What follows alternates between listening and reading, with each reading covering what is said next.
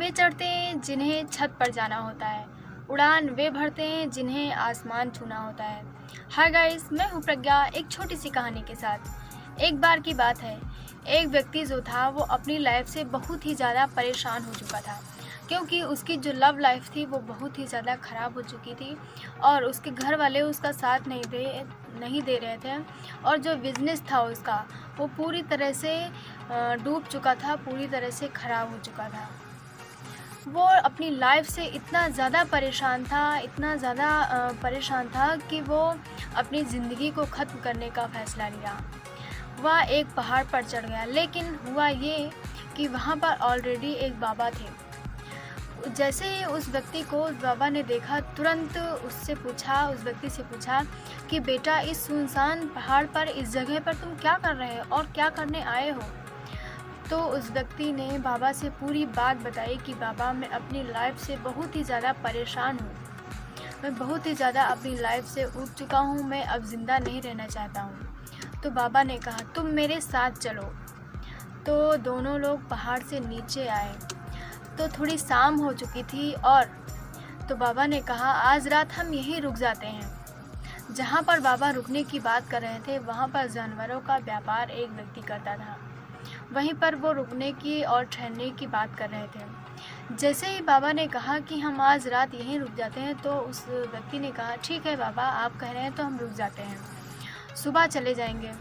तो जब रात हुई तो फिर वो जो बाबा थे उस व्यक्ति को अपने पास बुलाए और बोले, देखो, ऐसा है कि जो ये व्यक्ति व्यापार कर रहा है जानवरों का, वो बहुत ही ज़्यादा बीमार है और बहुत ही ज़्यादा प्रॉब्लम है, और हम नहीं चाहते हैं कि वो प्रॉब्लम में होते हुए, बीमार होते हुए भी अपनी जानवरों की रक्षा करे।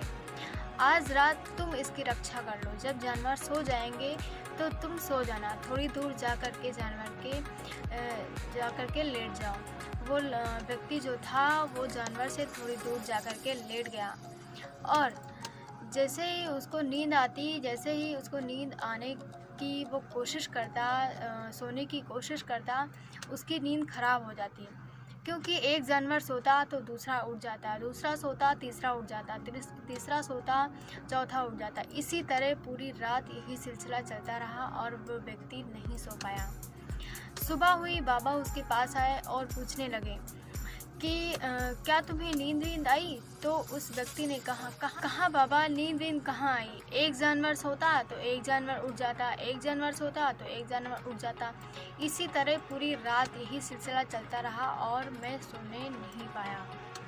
तो बाबा ने कहा, यही तो मैं तुम्हें समझाना चाहता था कि ज़िंदगी में भी तुम्हारे साथ यही हो रहा है। सबकी ज़िंदगी में यही होता है कि एक प्रॉब्लम आती, कहाँ बाबा, नींद कहाँ आई? सोने को ही नहीं मिला। एक जानवर सोता तो एक जानवर उठ जाता, एक जानवर सोता तो एक जानवर उठ जाता। इसी तरह पूरी रात सिलसिला चलता रहा और मैं सोने को नहीं पाया। बाबा ने कहा कि यही तो मैं तुम्हें समझाना चाहता था कि ज़िंदगी में भी यही होता है। एक प्रॉब्लम सॉल्व नहीं होती, दूसरी आ जाती है, दूसरी सॉल्व नहीं होती, तीसरी आ जाती है, तीसरी सॉल्व नहीं होती, चौथी आ जाती है। इसी तरह ज़िंदगी को समझना सीखिए और हमेशा अपनी परेशानियों को, कोई भी परेशानी आए उसका डट कर सामना करिए। अगर आप उसका डट कर सामना नहीं कर पा रहे हैं तो एक परेशानी आएगी, फिर दूसरी आएगी, तीसरी आएगी, चौथी आएगी।